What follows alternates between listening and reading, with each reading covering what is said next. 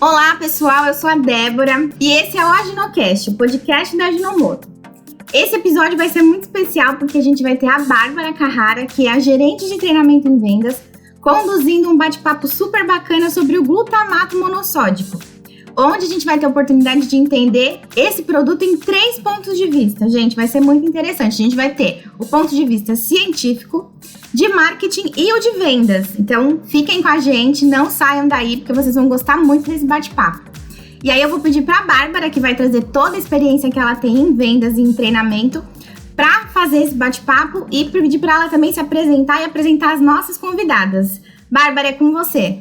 Olá, Débora, muito obrigada pelo convite. Estou muito feliz em fazer parte agora, desse episódio, a qual eu tenho um grande carinho, que é o produto glutamato monossódico, e aonde a gente vai entender um pouco mais sobre os mitos e as verdades, e até para trazer esse ponto de vista científico, temos aqui conosco a Ellen Maluli, que é a porta-voz do Comitê Evolution. Então, Ellen, seja muito bem-vinda. Eu quero que você nos fale um pouquinho sobre você e também sobre esse Comitê Evolution. Então, vamos lá, Bárbara. Obrigada, Débora. Obrigada, Bárbara, pelo convite. Fiquei muito feliz. Bom, eu já estou aí como consultora externa, consultora técnica da Ajinomoto há acho que 13 anos, já até perdi as contas. Eu sou farmacêutica, eu fiz o meu doutorado em ciência de alimentos lá na Unicamp com o professor Félix, e lá eu comecei a estudar o glutamato monossódico, os realçadores de sabor, e desde então, essa história toda começou em 2006, desde então eu não parei mais de me apaixonar pelo tema. Então, é cada dia uma novidade, cada dia um artigo científico novo que sai, diferente. Então, realmente é um assunto apaixonante. O Comitê Evolution, ele surgiu o ano passado como realmente uma evolução do que era o Comitê Umami. Porque antigamente a gente utilizava esse termo umami para divulgar o glutamato monossódico, a segurança do glutamato monossódico especificamente, e também o gosto umami. Então era algo muito mais específico. Já o Comitê Evolution, ele traz um outro tema, um tema mais avançado, falando mais sobre benefícios do glutamato monossódico, dos outros realçadores de sabor. E, além disso, dentro do Comitê Evolution, nós trabalhamos também com os edulcorantes produzidos pela Ajinomoto e os aminoácidos. Por isso que a gente fala que é uma evolução aí do Comitê Humano. Ai, perfeito, Ellen. Nossa, muito interessante, porque a gente vai ter aí um momento de troca aí de mitos e verdades, que eu acredito que seja o ponto também alto desse episódio, onde a gente vai deixar mais claro para o nosso ouvinte o que ele precisa entender, até para ele ser como se fosse um porta-voz ali, ou perante o cliente, perante também a família, porque quando a gente está aí reunido com os familiares, sempre gera ali um questionamento e a gente vai trazendo cada vez mais conhecimento e conteúdo sobre esses temas. Muito feliz aqui com a sua participação, porque aqui é uma doutora, que vai trazer, vai contribuir ainda mais com os nossos conhecimentos aqui. E para trazer o ponto de vista de marketing, temos aqui a Priscila Andrade, que sempre agrega muito conteúdo, tanto para a área de treinamento, e a gente já estava ansioso aqui para convidar ela, porque ela é a nossa gerente de departamento do marketing e nutrição.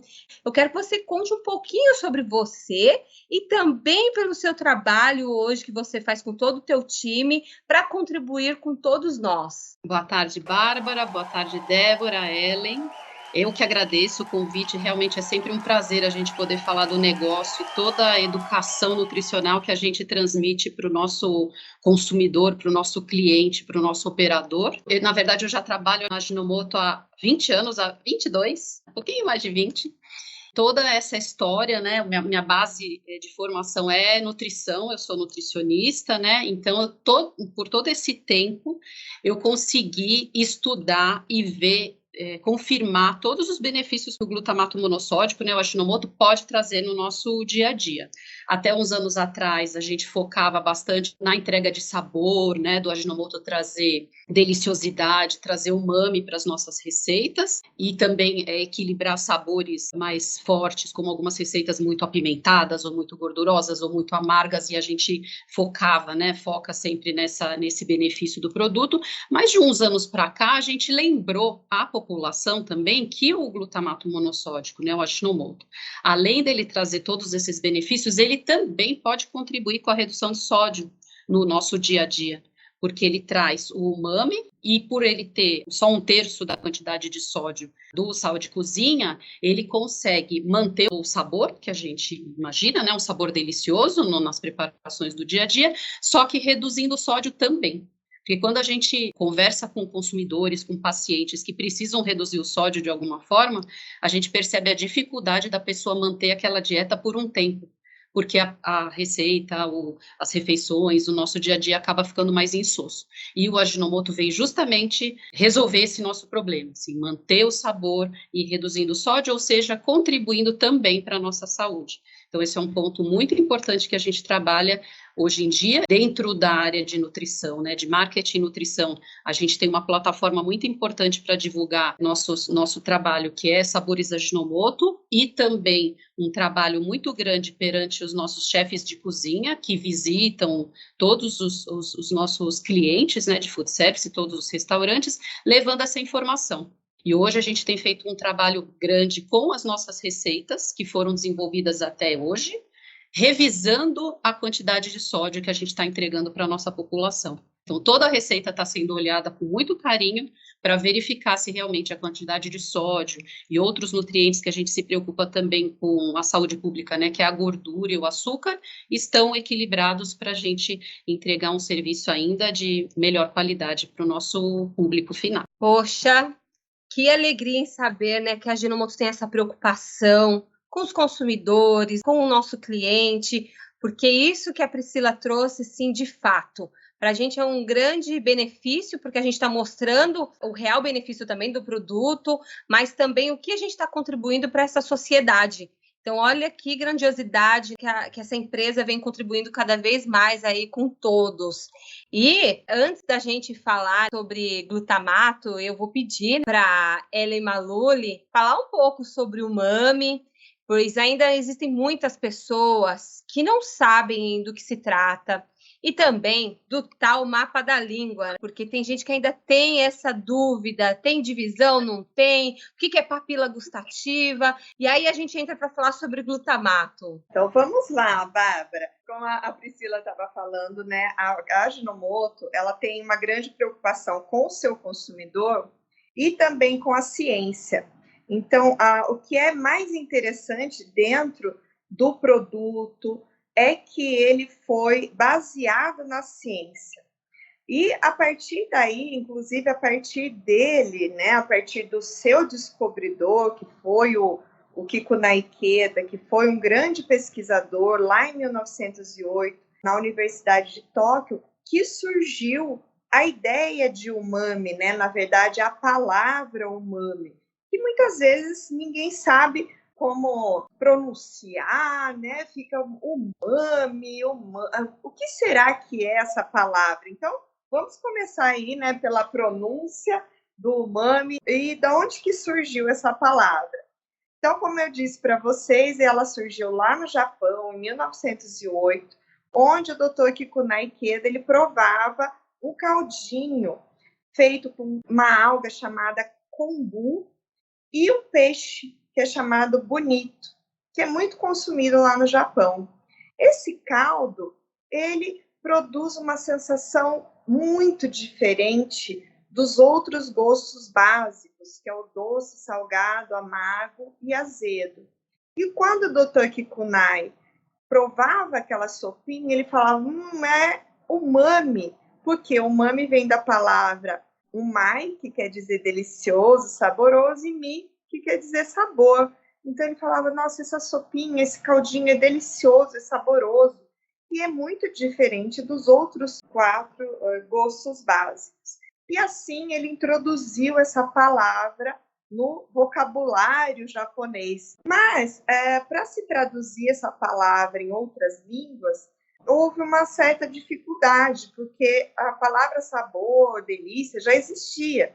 Então, a palavra umami, ela se espalhou aí pelo mundo, e assim ela é utilizada como o quinto gosto básico do paladar humano.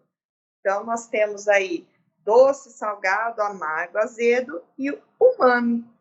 E ainda, junto com a ciência, descobriu-se que não existe mapa da língua. Esse mito, ele caiu lá na década de 40, com a grande evolução da genética, dos testes genéticos. O que aconteceu ali naquela época? Verificou-se que nós temos nas nossas papilas gustativas receptores. O que são receptores? São algumas estruturas proteicas que estão presentes ali na célula, onde as substâncias gustativas, né, por exemplo, o açúcar, o sal, ou também o glutamato, no caso, ele se liga a esse receptor como se fosse uma chavinha na sua fechadura, e assim você tem ali um gosto básico, né? O seu cérebro recebe essa informação dizendo que ali tem um gosto básico.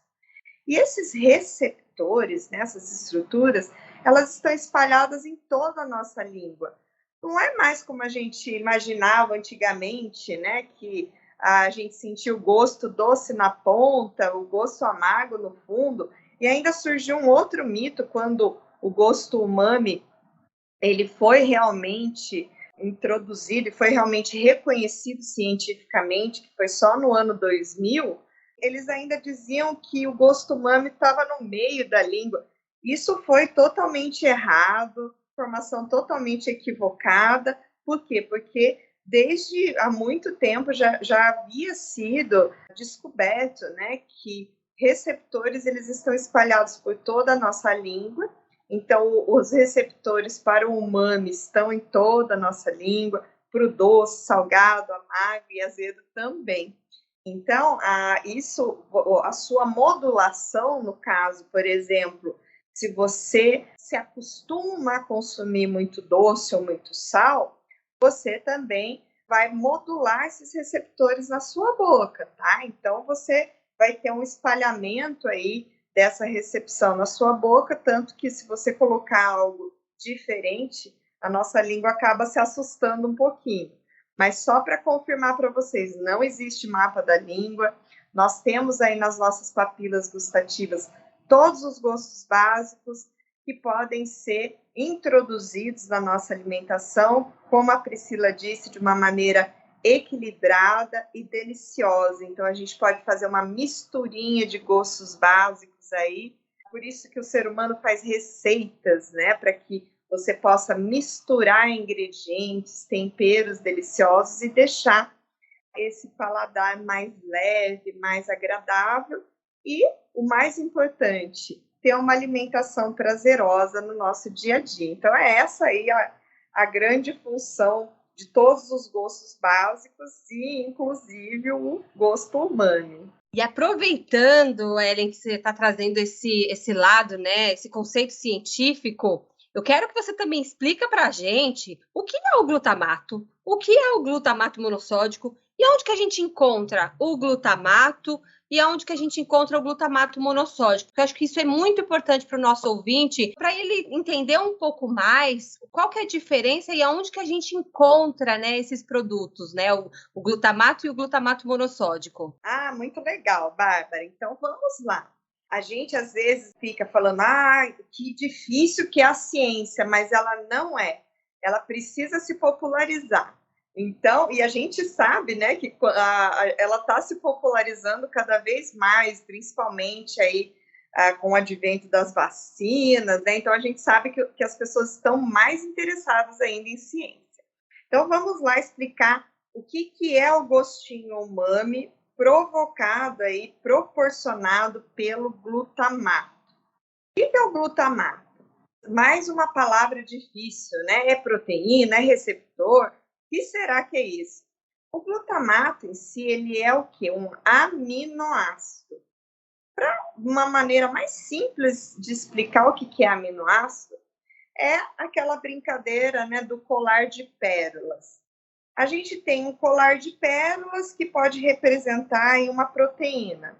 E cada pérola é um aminoácido.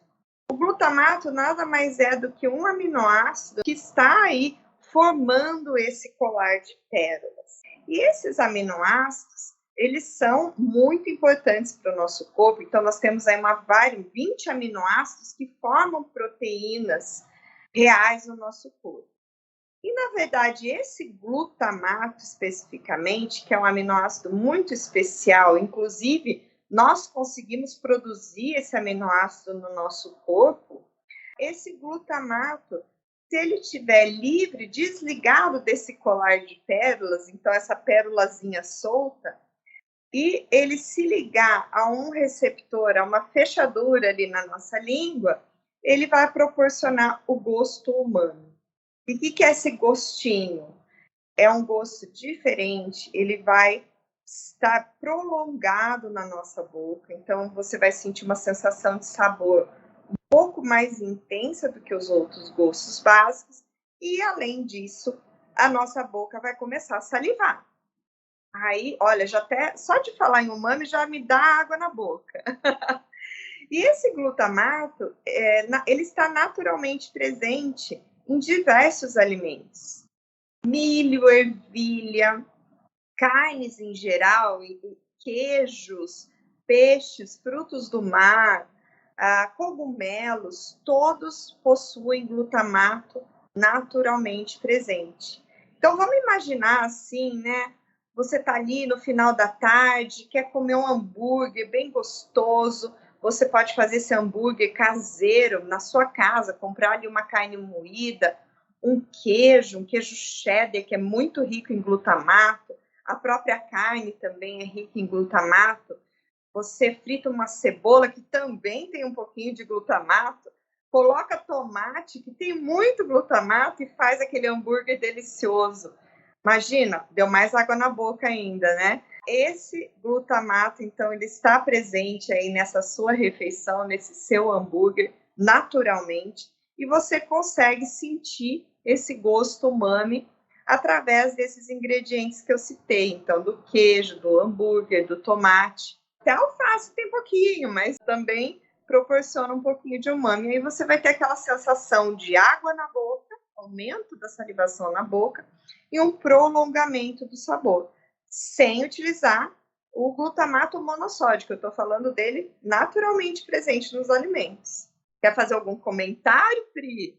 Eu achei muito interessante esse seu raciocínio, né, dos alimentos umami, juntando vários tipos de alimento umami para a gente ter uma refeição deliciosa, né? Pensando nesse hambúrguer, eu salivei aqui desse lado também. O que eu acho interessante reforçar para as pessoas que estão nos ouvindo é que eu já ouvi muitas dúvidas, né, muitas perguntas assim. Priscila, o glutamato eu entendo que é um gosto que está presente em diversos tipos de alimento na natureza. Mas o glutamato monossódico eu tenho dúvida, porque daí é uma coisa química, que eu não entendo direito, é um sal que é industrializado. E aí, sabe qual é a minha resposta? Assim, se a gente pensar que o glutamato monossódico ele é formado de uma molécula de glutamato, que foi toda essa explicação que você me deu, presente na natureza, nos alimentos, e uma molécula de sódio, e toda vez que a gente coloca ele ou na nossa boca, né, na nossa língua, com a saliva, ou em qualquer preparação onde tem um líquido e ele vai separar, a gente não vai consumir uma molécula que o nosso corpo não conhece, a gente vai consumir o glutamato e o sódio, que são duas moléculas muito comuns no nosso dia a dia, em alimentos, no nosso corpo. Então, é isso que é importante reforçar, assim, a molécula de glutamato, do glutamato monossódico, é a mesma molécula que tem no tomate, que tem na carne, não há diferença. Então, esse é um ponto muito importante e que quando as pessoas entendem, falam, agora consigo entender. Não tem mágica, não tem química, a gente consegue produzir o glutamato monossódico a partir da fermentação do melaço da cana-de-açúcar, que é um alimento que todo mundo conhece também. Extrai-se o glutamato do melaço, né? A gente vai ter esse aminoácido livre, grudar numa molécula de sódio só para que a gente possa vender o produto num potinho, né? Para que ele esteja cristalizado ali, é isso. E aí, quando ele volta ou para a nossa língua ou dentro da panela, né, cozinhando alguma coisa, ele vai separar novamente em glutamato e sódio, que são moléculas muito conhecidas pelo nosso corpo. Nossa, que interessante escutar, né? Aqui são duas pessoas experts, e aí eu lembro lá em 2007, quando eu era vendedora, eu visitei um cliente numa região nobre de São Paulo, e eu comecei a falar sobre umami, glutamato monossódico, né? Querendo levar todo o conhecimento que eu recebia da Ajinomoto, porque a Ajinomoto, desde quando eu entrei, ela sempre traz conhecimento para sempre preparar a gente. E eu lembro que esse cliente falou, não, aqui eu mesmo faço o meu próprio glutamato. Nossa, mas como que você prepara o seu próprio glutamato? Ele veio aqui na minha cozinha, ele mostrou um panelão gigante, cheio de champignon frescos com água, estava ali reduzindo um caldo, e ele disse que usava aquele caldo para poder realçar os alimentos, que são aqueles pratos baratinhos, sabe? Um pratinho de uns 300, 400 reais. Então, era esse perfil de cliente que eu estava ali naquela região. E ali, no momento de vendas, eu pude observar que, poxa, tem cliente que tem conhecimento, como também tem doutores, porque eu sou formada em biologia, e eu lembro que na minha época lá de formação, não faz muito tempo, tá, meninas? Não, né? Quase nada. E eu lembro que o professor, quando a gente falava de glutamato monossódico, ele falava, não, isso aí faz mal para a saúde, né? A gente vai falar sobre mitos e verdades já, mas eu queria trazer esse ponto porque eu lembro que esse doutor, né, que era o nosso professor, ele falava de uma forma, por quê? Porque ele não tinha conhecimento. E que bom que existe o Comitê Evolution, que existe a Ajinomoto, para trazer mais conhecimento sobre o glutamato, sobre o umami e sobre o produto glutamato monossódico. Então, para a gente até entender, eu acho que ficou super claro, tanto da parte da Ellen, da Priscila, a gente entendeu o umami, o glutamato e o glutamato monossódico, que é o produto. E até para entender um pouco mais essa parte do glutamato monossódico, que é o produto Ajinomoto, e pessoal, Ajinomoto junto é a empresa, Ajinomoto, separadinho, é o produto. E eu quero que a Priscila conte para a gente, né, diga qual o posicionamento desse produto em relação às receitas, porque eu sempre entro lá no site para pegar receita, também para dar dica de vendas para o time de vendas, porque, olha, vender receitas com redução de sódio, eu sei que lá vai ter, para eu poder trazer esse benefício para os nossos clientes. Então, eu quero que a Priscila conte um pouquinho mais sobre o posicionamento do produto, mas aí é o produto dentro da área dela. O Ajinomoto hoje, falando até um pouquinho antes, né, de falar da cozinha no mercado, ele é conhecido pelos consumidores, pelos clientes, como um tipo de tempero, né, porque a gente não tem classificação específica para ele dentro do universo que são os supermercados, que são os pontos de venda desse produto, né, então, no dia a dia, as pessoas usam o Ajinomoto como um tempero diferente dos outros, né, no hall de temperos que eles utilizam no dia a dia. E dentro da área de marketing e nutrição, como eu tinha até comentado um pouquinho no início, né, da nossa conversa, a gente tem usado o Ajinomoto para diversas funções, né? Então, quando a gente quer realmente entregar receitas que tenham redução de sódio, mas que consigam entregar um sabor delicioso, então o Ajinomoto ajuda, né, a gente no dia a dia até quando você precisa reduzir sódio por causa de um problema de saúde, ou até não porque tem já algum problema de saúde, mas porque a gente quer evitar algum outro problema de saúde futuro. Então, pessoas que estão preocupadas mais com esse foco hoje em dia, e tem muita gente, né, o número de pessoas preocupadas com saúde cresce a cada dia, não só quem já está doente, mas quem quer manter a sua saúde por mais tempo.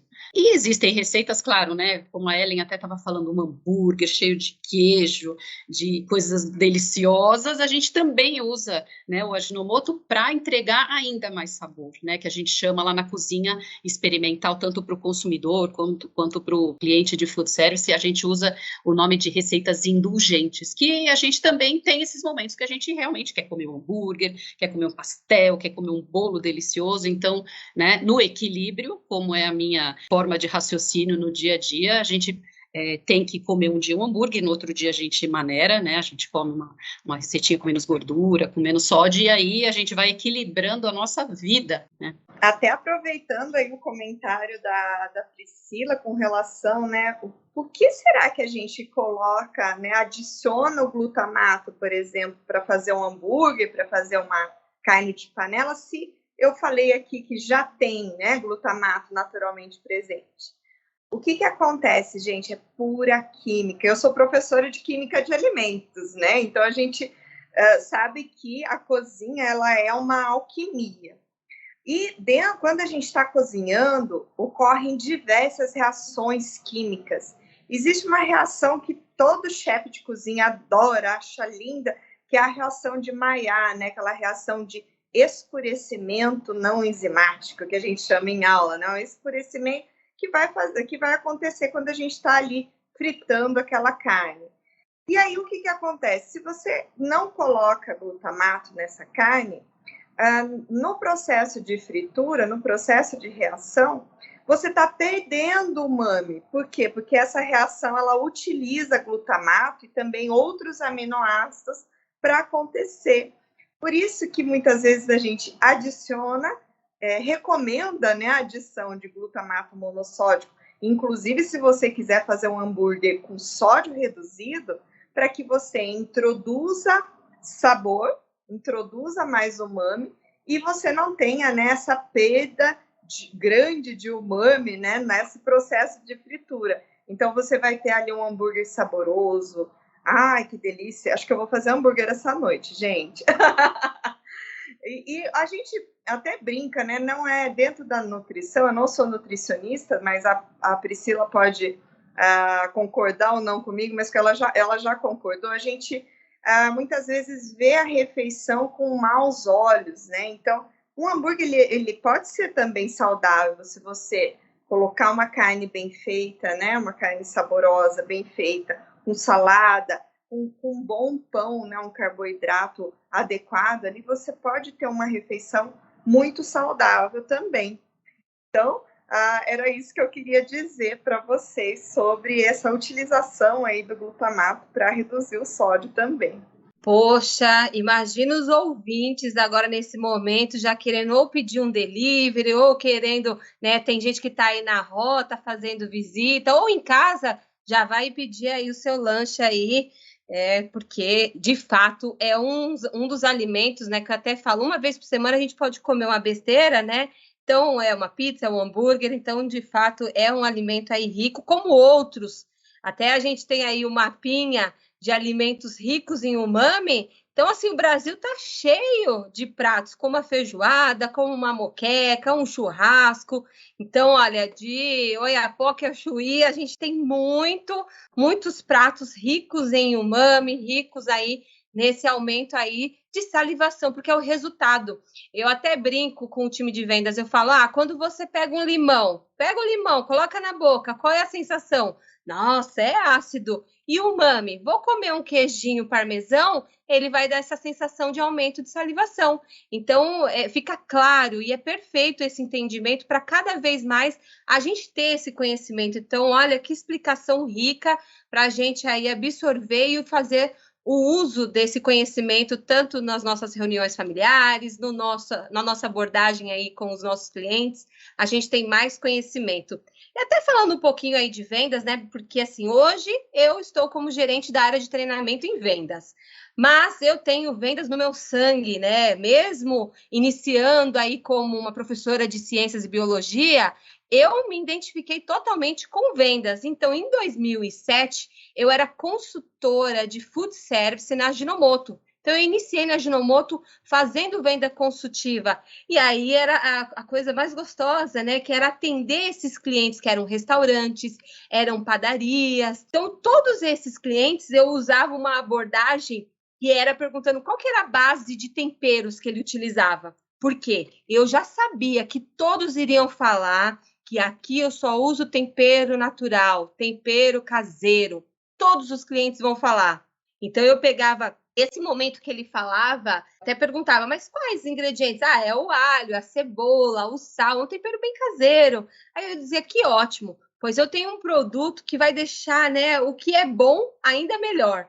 E, além de recuperar alguns gostos, como a Priscila e a Ellen comentaram, alguns alimentos, não só o processo de cocção, que é o processo de aumento de temperatura, mas também aqueles alimentos que foram congelados. Eles perdem o sabor, né? Eles perdem aquela harmonização que já está ali do prato pronto. E o produto Ajinomoto, ele faz a recuperação. Além de amenizar gostos residuais como a farinha de trigo.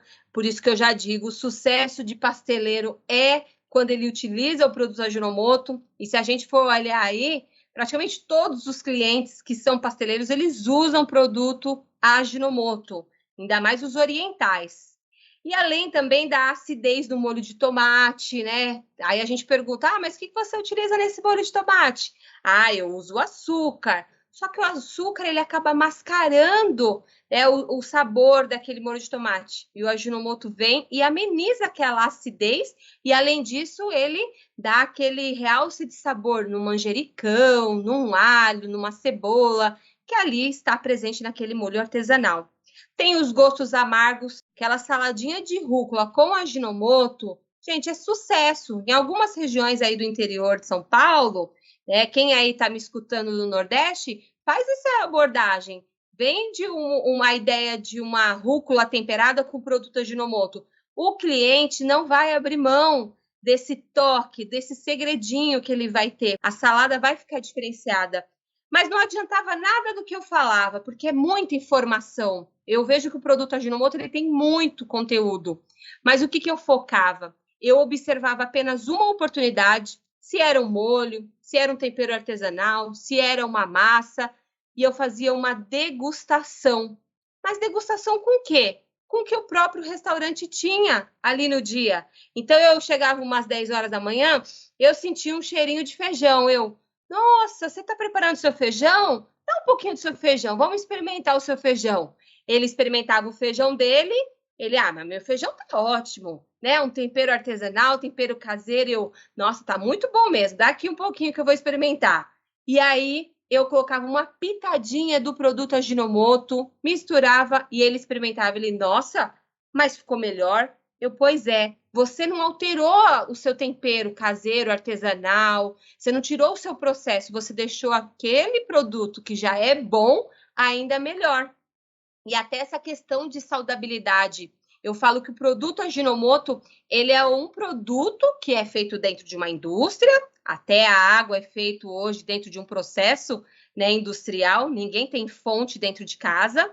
Então, todos os produtos, meu ouvinte, escutem. Quando o cliente falar, e o cliente só fala que usa produto, né, natural, não tem a indústria no meio, a água da torneira passa por um processo industrial. Então, quando você fala, reforça que a gente vai adicionar o produto Ajinomoto para deixar ainda melhor o tempero dele, ele vai começar a entender. E a degustação eu vejo como pontapé inicial, para você quebrar também aquela objeção do seu cliente. E para o pessoal também que está me escutando, que trabalha aí, né, em outras áreas, também faça essa brincadeira com a família. Vamos fazer um sensorial, um teste cego, né? Vem daí essa galera, faz o sem e com Ajinomoto. A gente vai conseguir demonstrar no paladar do nosso familiar, do nosso cliente, o que é o efeito do produto Ajinomoto, do glutamato monossódico no dia a dia. Então, eu acho que isso é muito importante. Tudo que foi, né, contribuído aqui, eu acho que vai enriquecer ainda mais o nosso time. Eu até trago aqui, né, essa questão de saudabilidade e redução de sódio, e até fazendo uma ponte com o departamento da Priscila Andrade, porque essas receitas com a intenção de redução de sódio são muito importantes. Até porque a gente está passando por um momento aí, né, de pandemia. A gente sabe que um dos efeitos de ter contraído um Covid, né, quem pegou aí um Covid sabe que perde o paladar. E se eu que estou perdendo aí o meu paladar, tem gente que ainda prolonga um pouco mais. Se eu adiciono receitas com umami, com produto Ajinomoto, eu vou aumentando a salivação e melhorando aí o meu paladar, né? Vou melhorando, vou ficando mais fortinho. Então, esse que é o intuito, esse que é o objetivo da gente estar nesse episódio, para a gente entender mais, para a gente ter mais conhecimento e ficar mais forte também aí de informação. Então, a gente vai entender um pouco mais agora nesse momento mitos e verdades. Então, eu trago aqui, né, a Priscila e a Ellen, que vão contribuir muito, vão trazer muito mais conhecimento. E eu estou trazendo aqui alguns mitos e verdades, que é o que a gente mais escuta, tanto em treinamentos, tanto em um bate-papo, a gente escuta muito as pessoas falarem. E eu vou trazer aqui o primeiro tema para mitos e verdades, que é o consumo do glutamato acarreta em efeitos colaterais como a náusea, fadiga, dor de estômago, tontura, até a mandíbula dolorida a gente já escutou. Isso é um mito ou é uma verdade? Então vamos lá, Bárbara. Extremamente interessante a sua pergunta. Então, nós já tivemos aí diversas controvérsias, né, com relação ao produto glutamato.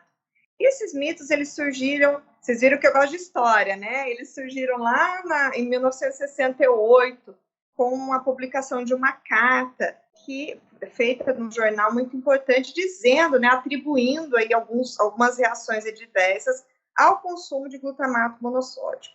Inclusive, isso foi chamado de síndrome, uma síndrome do restaurante chinês, coisa que foi muito ruim para a imagem do glutamato, mas, ao mesmo tempo, foi muito bom. Por quê? Porque todo mito ele pode ser desmistificado, como? Através da ciência. E, assim, muitos cientistas começaram a estudar a segurança do glutamato monossódico, inclusive eu mesma no meu doutorado estudei a segurança do glutamato monossódico para realmente mostrar que ele é seguro para o consumo humano, ele não promove essas reações adversas. Por quê? Porque o consumo de glutamato, ele tem um limite sensorial, assim como sal, açúcar, pimenta. Se a gente colocar muita pimenta no alimento, a gente vai assustar, não vai gostar, vai rejeitar. Com glutamato monossódico acontece a mesma coisa. Se a gente colocar glutamato demais, o alimento não vai ficar umami, vai ficar estranho, vai ficar ruim. Por isso que existe um equilíbrio e, inclusive, uma recomendação tecnológica de uso. Então, para a gente fazer uma receita, você precisa utilizar no máximo 1% da receita, e é muito. Uma carne, por exemplo, você usa 0,5%, uma quantidade muito baixa, para que você tenha esse realce de sabor, essa agradabilidade, e não fique uma coisa amarrada na boca. Porque realmente, se você adiciona demais, pode ser qualquer coisa, glutamato, açúcar, sal. Você tem aí uma sensação de incômodo na boca. Vamos supor, se às vezes a gente come um doce, muito doce, né? Vocês já devem ter comido isso. Não dá uma ardência na garganta? Se a gente coloca muito glutamato, o que vai acontecer? A sua boca ela vai ficar extremamente estimulada. Então, realmente, você pode provocar uma dor se você consome muito. Por isso que eu até brinco que, por exemplo, um japonês, quando ele vai comer uma comida japonesa, ele coloca uma gotinha de shoyu para temperar, para adicionar aquele umami leve, né? Então, ele molha ali o seu sushi ou sashimi numa gota de shoyu. E assim ele tem essa sensação de todo o alimento na boca. Agora, muitas pessoas vão lá e mergulham, né, o sushi ali naquele shoyu, enquanto ele não estiver todo mergulhado, ele não está satisfeito, aí você vai colocar aquele sushi na boca, você vai conversar com aquele alimento até outro dia. Por quê? Porque você está exagerando, você não está de acordo com o equilíbrio da receita. Você está exagerando no seu sal, exagerando em todos os sabores. Por isso que é interessante que você tenha um equilíbrio e respeite aí as recomendações tecnológicas. Mas do ponto de vista de segurança, não sou eu que estou falando, é a Organização Mundial da Saúde, junto com a Organização das Nações Unidas de Alimentação e Agricultura, junto com a FDA, né, que é o órgão para alimentos e medicamentos dos Estados Unidos, com a EFSA, que é a Autoridade Europeia para a Segurança de Alimentos. eles mostram que o glutamato monossódico é seguro para o consumo humano. Então, podem ficar tranquilos que ele não vai provocar reações adversas, desde que utilizado nas recomendações tecnológicas adequadas. Eu gosto sempre de lembrar, quando as pessoas comentam, né? Será que glutamato monossódico pode causar mal, alguma náusea, alguma dor de cabeça? Eu faço a mesma pergunta para a pessoa. Será que uma substância que a gente já comprovou, que a gente tem presente tanto no nosso corpo como em alguns alimentos, causasse alguma dessas reações, você não teria só a reação consumindo glutamato monossódico, né? Então, você teria essa mesma reação consumindo um tomate, um queijo, uma carne, e que não é o que as pessoas relatam. Então, quando a gente lembra que o glutamato monossódico é glutamato e sódio, o glutamato igualzinho a gente tem presente em todos esses outros alimentos, a gente consegue fazer a relação que ele não tem como causar nenhuma dessas reações, né? Assim, para as pessoas ficarem bem tranquilas. Muito legal, Pri, e Ellen, vocês contribuíram. Até foi interessante que a Priscila falou que a gente já possui o glutamato no nosso corpo, por isso que também é importante o aleitamento materno. O leite materno, ele também é rico no glutamato. Então, como é importante todas essas informações e mostrar se causa algum mal, eu já estou consumindo, eu já tenho esse aminoácido aqui no meu organismo. Então, por que vai fazer mal? Então, é exatamente o que a Ellen trouxe, é uma coisa lá do passado e que vem carregando aí, e falta de conhecimento. Quando se tem falta de conhecimento, a pessoa vai arrumando aí desculpas para causar ali um efeito colateral de um produto. Muito bem. E eu tenho mais aqui, mais um mito e verdade, que também é o top 2 aí, que as pessoas mais trazem, dizendo: o sal é mais saudável que o glutamato monossódico? Então, eu quero que vocês me digam aí, isso é um mito ou é uma verdade? Até para explicar, né? Porque ainda há essa dificuldade de entendimento. É mito ou verdade? Bom, vamos lá, gente. Todas as substâncias presentes aí na natureza, se são usadas em equilíbrio, elas não vão te fazer mal de jeito nenhum. Por quê? Porque dentro, né, eu estudei toxicologia. Dentro da toxicologia, a gente tem aquela grande frase: a diferença entre um remédio e um veneno é a dose. Então, todas as substâncias que estão na natureza, que estão proporcionando esse sabor, se utilizados na dose certa, não vão te fazer mal. Então, o sal, né, que ele acabou sendo um produto aí de grande discussão dentro do Ministério da Saúde, ele também, a gente precisa dele. Se a gente não comer sal, a gente morre. Então, a gente precisa do sal, mas na dose certa.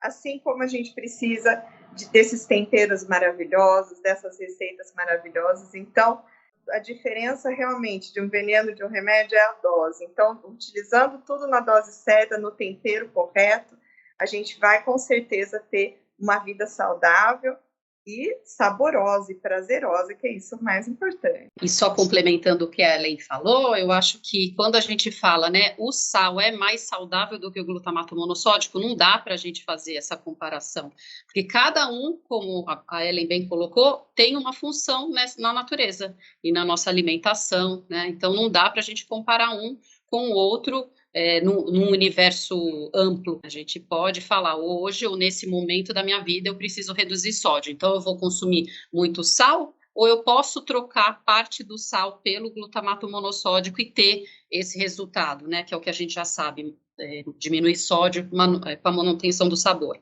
Então é por isso que as combinações são tão importantes no nosso dia, e por isso que a gente tem que estar tão preocupado e atento ao que a gente consome no dia a dia. Preocupado mesmo com a alimentação, dar o devido carinho, a devida atenção para o alimento que a gente coloca na boca. E aí eu trago mais um mito e verdade que eu acho que é muito interessante, porque eu sei que vocês vão trazer muito conteúdo, que ainda tem pessoas que acham que o glutamato monossódico, pode causar câncer. Isso é um mito ou uma verdade? Esse é um mito total, Bárbara, porque todos os aditivos alimentares e os ingredientes eles passam por um processo que a gente chama de avaliação de segurança. Assim como as vacinas, os medicamentos, eles passam por um processo de avaliação de segurança. Então, são feitos diversos testes em células, em laboratórios, são feitos testes em animais, testes em seres humanos, para que você prove que aquele produto é seguro para o consumo humano. E assim, nós temos aí aditivos alimentares, como glutamato monossódico, ou mesmo ingredientes, como sal de cozinha, pimenta, que são avaliados com relação à sua segurança. E essas avaliações, elas demoram um tempo para ficar prontas. Por quê? Porque depende de muita tecnologia e muitos estudos científicos e muitos experts para fazer essa avaliação. Então, a Organização Mundial da Saúde, junto com a FAO, né, que é a Organização das Nações Unidas para Alimentação e Agricultura, que eu já mencionei aqui, eles já fizeram a avaliação de segurança de todos os produtos da Ajinomoto e comprovaram, né, que realmente é um produto seguro e que não promove câncer. Por quê? Porque a gente tem testes que são chamados testes de carcinogenicidade, que mostram cientificamente que aquela substância, né, aquela molécula, não promove crescimento de células malignas no nosso corpo. Então, mais uma vez, não provoca câncer. Então, o glutamato ele é seguro para o consumo humano, assim como os outros produtos da Ajinomoto, todos os aminoácidos, os edulcorantes, eles passam por esses testes aí de segurança para que você comprove que realmente o ser humano ele pode consumir diariamente sem que cause algum dano ao seu organismo.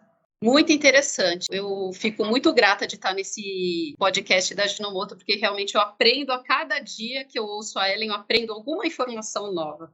E só complementando esse assunto sobre Ajinomoto e câncer, é claro que é um mito, né? Por tudo isso que a gente já viu, um produto seguro que vem da cana-de-açúcar, assim, não tem realmente como causar algum tipo de malefício e muito menos câncer, por todos esses testes, né, que os comitês e que todos esses órgãos realizam antes de colocar o produto no mercado. Ele hoje, o Ajinomoto, né, o glutamato monossódico, ele é utilizado inclusive para ajudar no tratamento de alguns tipos de câncer, que quando a pessoa faz quimioterapia, por exemplo, para tratar o câncer, a pessoa normalmente perde parte da salivação. E se você oferece alimentos com glutamato monossódico, né, ou própria uma soluçãozinha com Ajinomoto, a pessoa, pelo próprio poder, né, do umami, né, do glutamato monossódico de maior salivação, a pessoa consegue salivar mais e se alimentar melhor. Né, comer mais verduras, mais frutas, deglutir melhor, porque a saliva, a gente sabe que quanto mais saliva a gente tem na boca, mais fácil do alimento descer, né, pela nossa garganta.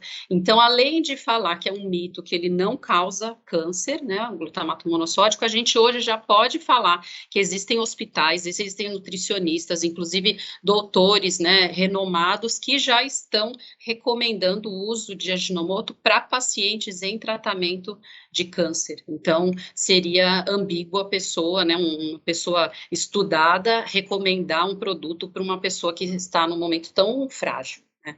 E aí, eu também, só para fechar rapidinho, eu fico pensando, assim, de onde veio esse mito, né? Porque, causa câncer, porque será que a pessoa fala, glutamato monossódico é uma palavra tão diferente, né? Aí eu fico pensando, talvez a gente nunca deu um nome fácil em português para o glutamato monossódico, porque quando a gente pensa no açúcar, o nome científico dele é sacarose. Se a gente pensa no vinagre, o nome científico dele é ácido acético. Se eu falo para vocês, né, vamos temperar nossa salada com ácido acético, a pessoa também talvez poderia se assustar, né? Mas infelizmente até hoje a gente não tem um nome simples para a gente trazer o glutamato monossódico perto dessas outras substâncias para deixar o consumo e o entendimento tão mais fácil. Perfeito, olha aí, é muito bom esse momento de mitos e verdades. E como contribuir também para a gente se preparar até para falar com uma nutricionista, com um doutor e mostrar que também nesses tratamentos, que pessoas que estão ali passando por um processo de quimioterapia também vão contribuir aí com uma alimentação mais saudável. Muito bom saber. Então, mais um mito. Mas agora a gente vai para o último mitos e verdades, e aí é a hora, eu quero saber de vocês. O uso do glutamato, ele pode reduzir o consumo do sódio, tão vilão aí que as pessoas acham? É um mito ou verdade? Eu consigo reduzir sódio usando o glutamato monossódico? Quando a gente pensa na molécula de cloreto de sódio, nós vamos lá para a parte da ciência, hein, gente? Nós podemos fazer uma certa comparação. Nós temos 40% de sódio, quase 40% de sódio na molécula de cloreto de sódio e 12% na molécula de glutamato monossódico. Então, se a gente substituir metade do cloreto de sódio por metade de glutamato monossódico, a gente tem uma redução considerável no teor de sódio. E aproveitando para falar de ciência, o ano passado saiu uma publicação que foi, na verdade, o estudo foi feito lá na Faculdade de Saúde Pública da USP, e esse estudo mostrou realmente que se você substituir o cloreto de sódio por metade de glutamato monossódico, você consegue reduzir realmente o teor e ainda, mais uma coisa, você tem uma boa aceitação daquela preparação. Então, vamos ficar de olho na ciência, pessoal. Os cientistas, eles estão com mais vontade de sair do seu laboratório e para a mídia para mostrar que realmente nós precisamos da ciência para comprovar aí que realmente esses mitos são falsos, né? E provar também as verdades que existem com relação aí a esse produto e a muitas outras coisas, né, que estão aí dentro dos laboratórios. Eu queria só complementar o que a minha amiga Ellen, farmacêutica, cientista, trouxe agora nessa última frase, que ela falou cloreto de sódio e glutamato monossódico. Resumindo, se a gente conseguir diminuir a quantidade pela metade de sal de cozinha e completar essa outra metade com o Ajinomoto, a gente consegue reduzir o sódio, mantendo um sabor delicioso das nossas receitas. Ou seja, é muito verdade, a gente consegue sim reduzir sódio com o Ajinomoto no nosso dia a dia. Gente, olha só quanta informação rica, quanto conteúdo maravilhoso a gente aprendeu aqui nesse bate-papo com essas 3 mulheres maravilhosas que a gente recebeu no nosso Aginocast hoje. Consumam esse produto, entendam a importância desse produto no mercado e na nossa rotina alimentar também. Para a gente ter uma melhor venda, para a gente poder falar desse produto, se a gente tiver ele na nossa rotina, se a gente utilizar esse produto, melhor vai ser para a gente argumentar. Então, façam esses testes que a Bárbara falou, experimenta, faz o sensorial, faz essas trocas, troca metade do seu sal na sua alimentação por metade de Ajinomoto, e aí você vai ganhando segurança, vai ganhando consciência da importância desse produto, tá? Então essa já é a minha contribuição para vocês. Experimentem e vivenciem esse produto na rotina de vocês, para quando vocês forem lá pro ponto de venda, vocês terem propriedade para falar dele. Pra gente encerrar, eu vou pedir para cada uma de vocês, meninas, deixarem as suas considerações finais. E também agradecer pela essa participação tão rica de vocês, por essa contribuição tão bacana que vocês fizeram para o nosso Aginocast. E eu vou pedir para vocês deixarem aí nessa consideração final de vocês informações que vocês acham que são básicas para que todo profissional de vendas tenha na ponta da língua quando ele precisar falar para alguém de Ajinomoto, tá, meninas? Então, mais uma vez, muito obrigada. Passo a palavra para a Bárbara agora. Obrigada, gente.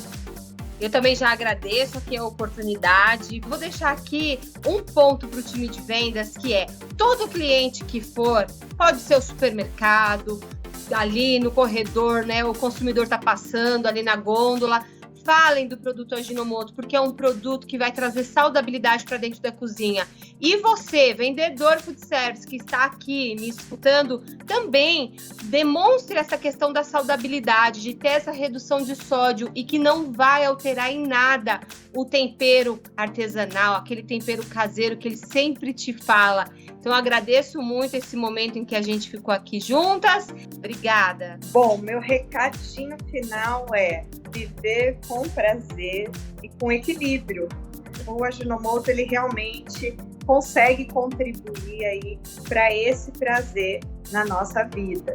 Então é um produto seguro que você pode consumir diariamente, sempre pensando, né, na questão do equilíbrio. Então consumir aí da maneira adequada, com equilíbrio, com as recomendações tecnológicas e com, obviamente, né, colocando um pouquinho de umami, colocando manjericão, salsinha, alho, cebola, o que você quiser, sempre em equilíbrio. A sua receita vai ficar divina, deliciosa, saborosa e você vai ter mais prazer aí na vida. E muita saúde também. Obrigada mais uma vez, pessoal, pelo convite. Fiquei muito feliz. Estou pronta aí para os próximos AginoCasts. Podem me chamar que eu venho com todo prazer. Muito bom, Ellen. Obrigada também pela sua presença. Eu também queria agradecer muito essa oportunidade. É sempre muito interessante estar próximo da equipe de treinamento de pessoas que trazem a ciência para dentro da Ajinomoto para a gente reforçar o quão importante é o trabalho da Ajinomoto perante a nossa sociedade, levando não só produtos, mas serviços de qualidade e informação renomada mesmo, importante, né? E queria também deixar um recadinho, né, para vocês, caso tenham algum cliente que pergunte, que tenha dúvida sobre a Ajinomoto, o ponto principal é a gente mostrar que o Ajinomoto ele é obtido da fermentação da cana-de-açúcar. Assim como a gente tem iogurte que, né, é proveniente da fermentação do leite, onde a gente tem o vinho, onde a gente fermenta a uva e a gente obtém o vinho. Então não tem como um produto desse causar algum mal, né? Então, além de deliciosidade no dia a dia, a gente também já sabe que hoje ele pode contribuir com saúde, por ele reduzir sódio no dia a dia, tá? E eu queria me colocar muito à disposição de vocês também, porque a gente tem uma equipe de nutricionistas dentro de marketing e nutrição, a gente tem uma equipe de chefes de cozinha que podem auxiliar vocês no dia a dia. Então, se surgir alguma dúvida que não foi discutida hoje aqui no nosso podcast, vocês fiquem super à vontade para contatar a Bárbara, a Débora e que elas passam essas informações para a gente vai ter um maior prazer em discutir com vocês, tá bom? Muito obrigada e um bom trabalho para todos. É isso aí, gente. Então, ficamos aqui no nosso episódio especial sobre glutamato monossódico. Muito obrigada pela audiência e a gente se fala logo mais, gente. Até a próxima. Obrigada!